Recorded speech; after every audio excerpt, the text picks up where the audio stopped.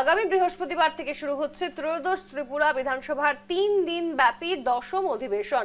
শুক্রবার business advisory কমিটির বৈঠকে আগামী 27 ও 28 এবং 31 তারিখে অধিবেশন পরিচালনার চূড়ান্ত সিদ্ধান্ত নেওয়া হয়েছে। বিধানসভার অধ্যক্ষ রামাপদ জমাতিয়া জানান, কাজের দিন যাতে নষ্ট না হয় তাই বৃহস্পতিবার থেকেই অধিবেশন শুরুর সিদ্ধান্ত। সরকারের পক্ষ থেকে এখনো কোনো নতুন বিল পেশের প্রস্তাব আসেনি। অধ্যক্ষ আরো জানান, আগামী নভেম্বর মাসে ত্রিপুরা সফরে আসতে পারেন লোকসভার স্পিকার ওম বিড়লা। তিনি কমনওয়েলথ পার্লামেন্টারি অ্যাসোসিয়েশনের বৈঠকে যোগ দেওয়ার পাশাপাশি বিধায়কদের অত্যাধুনিক ভিআইপি হোস্টেলের ভূমি পূজন করবেন। গুরুত্বপূর্ণ খবর এই মুহূর্তে জানাবো আপনাদের। আগামী বৃহস্পতিবার থেকে শুরু হচ্ছে ত্রিপুরা বিধানসভার 10ম অধিবেশন। 3 দিন ব্যাপী চলবে অধিবেশন এবং অধিবেশনের চূড়ান্ত দিনক্ষণ নির্ধারণ করা হয়েছে। কাজের দিন বাঁচাতে আগামী বৃহস্পতিবার থেকেই এই অধিবেশন শুরু হচ্ছে।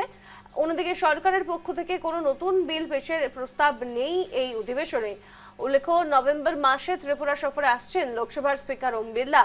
বিধায়কদের অত্যাধুনিক ভিআইপি হোস্টেলের ভূমি পূজন করবেন স্পিকার। এবারও আমরা যাতে প্রত্যেক সপ্তাহে যে আছে 5টা দিন, এটা নেক্সটের মধ্যে এটা যাতে পরে এইভাবে আমরা আবার করব। কয়টা বিল রয়েছে? না, বিল টিল এইসব কিছু এখন হয়নি, এগুলি তো আসছে তো এগুলি তো আরও পরে বোঝা যাবে। লোকসভা স্পিকারের সঙ্গে দেখা করেছিলেন, কি বিষয়ে কথা হয়েছে?